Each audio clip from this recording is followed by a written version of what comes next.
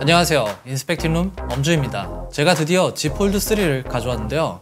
이건 SKT에서 이제 지원을 받은 건데, 지원을 받은 제품이긴 하지만 여러분들이 아셔야 될 점들에 대해서는 좀 솔직하게 말씀을 드리려고 합니다. 그리고 Z 폴드 2와 좀 어떤 부분이 바뀌었는지 이런 것도 같이 한번 알아볼게요. 먼저 디자인부터 볼게요.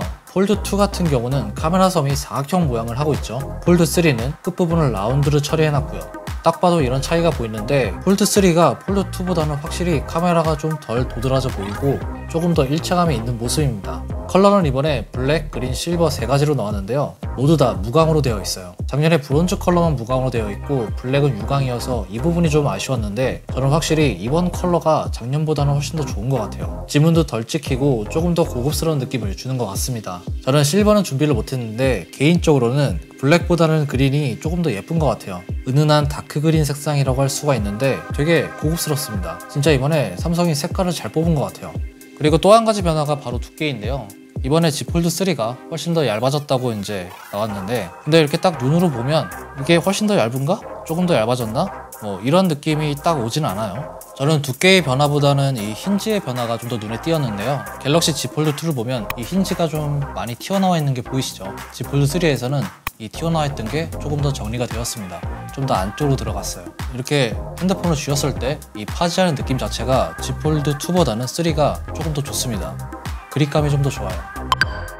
작년 폴드2에는 스냅드래곤 865 플러스가 들어갔는데요. 이번 폴드3에는 더 업그레이드된 스냅드래곤 888 칩셋이 들어갔습니다. 기펜치 점수를 비교해보면 폴드3가 싱글코어와 멀티코어 모두 훨씬 더 높은 점수를 기록했고요. 이 정도 스코어는 엑시노스 2100이 들어간 S21 시리즈보다도 더 높은 점수라는 걸 확인할 수가 있었습니다. 실제로 사용하면서도 앱 구동이 더 빠르고 부드러운 걸 체감할 수가 있었는데요. 개인적으로 이번에 스냅드래곤을 탑재시킨 건 괜찮은 선택이었다고 생각이 됩니다.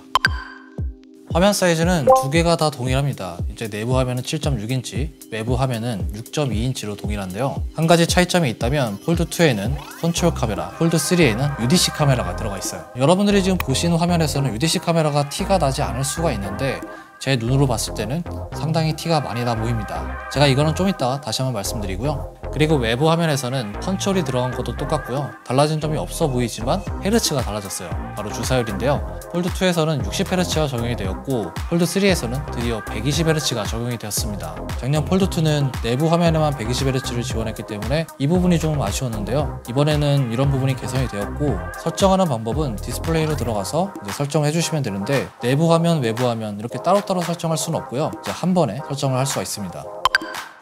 이번에 무게의 변화도 있는데요. 제가 스펙상 무게가 잘 기억은 안 나는데 어쨌든 Z 폴드 3가 전작보다는 조금 더 가벼워졌습니다. 일단 Z 폴드 2부터 무게를 한번 재볼게요. Z 폴드 2의 경우는 지금 285g이 나왔고요.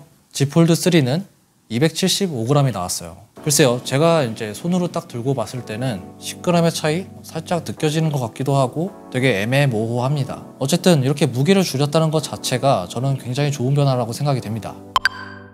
이 디스플레이의 내구성에 대해서도 궁금하신 분들이 많으실 텐데요. 원래 Z 폴드에는 울트라 싱글래스가 들어가 있어서 좀 말랑말랑한 편이었어요. 그래서 손톱 자국이 남거나 이런 현상들이 있었는데, 이번에는 기존보다는 조금 더 두꺼운 UTG가 들어갔다고 합니다. 그래서 제가 한번 사용을 해봤는데 확실히 Z 폴드 2보다는 좀 더 단단한 느낌이 있어요. 이렇게 눌러보면 여전히 뭐 손톱 자국이 찍힐 것 같은 느낌은 드는데, 이전보다는 확실히 좀 자국이 덜 남겠다, 이런 생각이 들기도 합니다. 훨씬 더 단단해졌고 내구도 자체가 조금 더 상승한 것 같습니다. 화면의 주름은 폴드2에 비해서 더 안 보인다거나 이런 건 없습니다. 육안으로 봤을 때는 그냥 똑같아 보이고요. 주름이 있는 부분을 만져보면 여전히 움푹 들어간 느낌이 있는데 폴드2랑 크게 차이가 없는 것 같습니다.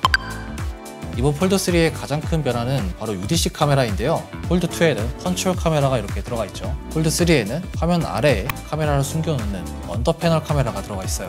이게 숨겨놨다고 해서 아예 안 보이는 건 아니고요. 확실히 티가 나긴 합니다. 바로 육안으로도 확인이 가능한데요. 밝은 화면에서 보면 이 카메라 부분이 방충망 같이 표시가 됩니다. 그리고 어두운 화면에서 보면 이게 빛 반사가 달라지다 보니까 카메라가 있는 부분이 확실히 보이실 거예요. 이제 완벽하게 숨겨놨다기보다는 좀 더 사용자들이 풀스크린을 경험할 수 있게 이렇게 만들어 놓은 것 같은데, 뭐 어쨌든 이런 변화는 굉장히 괜찮다고 생각이 되고요. 하지만 아쉬운 건 바로 이 카메라 품질이에요. 여기에는 400만화소 카메라가 들어가 있는데요. 확실히 화소수가 낮고 이게 패널 아래에 카메라가 있다 보니까 품질에 대해서는 솔직히 좋다고 말씀드리기는 좀 힘들 것 같아요. 제가 이걸로 몇 장 찍어봤는데 확실히 4메가픽셀밖에 안 들어가 있다 보니까 좋은 품질의 사진을 찍기에는 조금 어렵습니다. 선명하지도 않고 좀 흐릿하게 나오는 편이거든요. 요즘 스마트폰에 들어가 있는 이런 셀피 카메라와 비교하면 솔직히 좋다고 말할 수는 없을 것 같아요. 이걸로 찍으셔도 되는데 이 품질 자체가 SNS에 올리거나 이럴 정도의 품질까지는 안 나옵니다. 저 같으면 셀피는 외부에 있는 카메라를 이용할 것 같고요.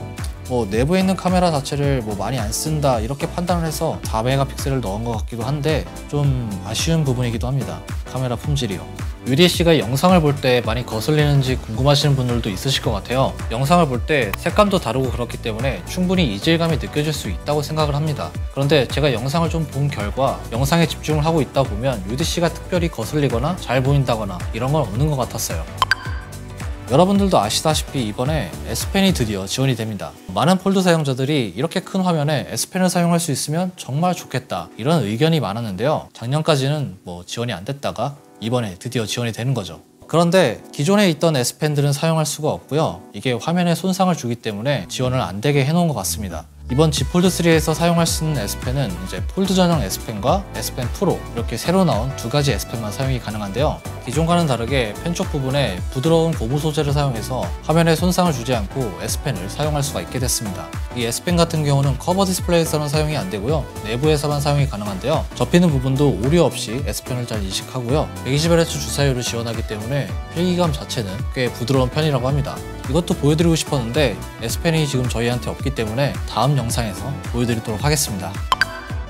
이번 Z 폴드 3와 Z 플립 3에는 IPX 8등급의 방수가 지원이 되는데요. 폴더블 폰은 접히는 움직임이 있는 제품이기 때문에 방수가 좀 힘들긴 했습니다. 그런데 이번에는 이런 부분이 개선이 돼서 방수를 지원하게 된 거죠. 제가 볼 때는 힌지 구조가 딱히 변한 것 같지는 않아 보이는데 어쨌든 이제는 1.5m 수심에서 30분 정도 견딜 수 있는 수준이 된 거예요. 그래도 이 비싼 걸 일부러 물에 들고 들어가거나 이러시면 안 됩니다. 잠깐 물에 빠뜨리거나 비가 많이 올 때 사용해도 문제가 없다 이 정도로만 생각하시고 사용을 하시면 될 것 같습니다. 기존에는 방수 자체가 아예 지원이 안 됐기 때문에 이 정도만 해도 저는 상당히 좋은 업그레이드라고 생각이 듭니다. 이번에 새로운 기능 중에 측면의 태스크바를 고정해서 사용할 수 있는 기능이 꽤 인상적이었는데요. 기존에는 멀티태스킹을 할 때마다 이렇게 측면의 태스크바를 이제 끌어와서 사용을 했어야 되는데 이제는 화면에다가 고정을 해놓고 사용할 수 있다는 점이 꽤 매력적이더라고요.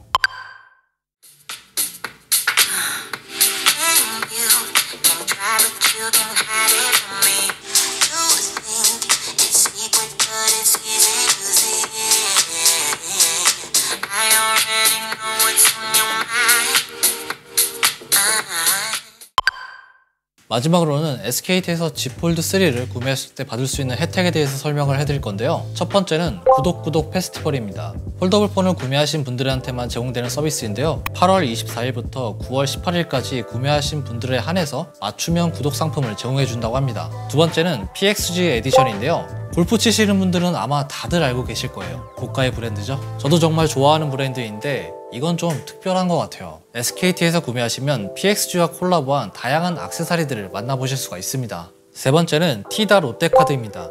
T다 롯데카드는 T 다이렉트 샵에서만 나온 건데요. 이걸 사용하시면 단말기 구매 시 최대 10만원의 캐시백 혜택을 받을 수가 있습니다. 그리고 제휴카드와 T 안심보상까지 이용하시면 최대 103만원의 혜택이 있다고 하니까 이것도 구매하실 때 참고하시면 좋을 것 같습니다. 그리고 디즈니 콜라보 기프트도 있는데요. Z 플립은 크루엘라, Z 폴드는 스타워즈 사은품을 받을 수가 있습니다.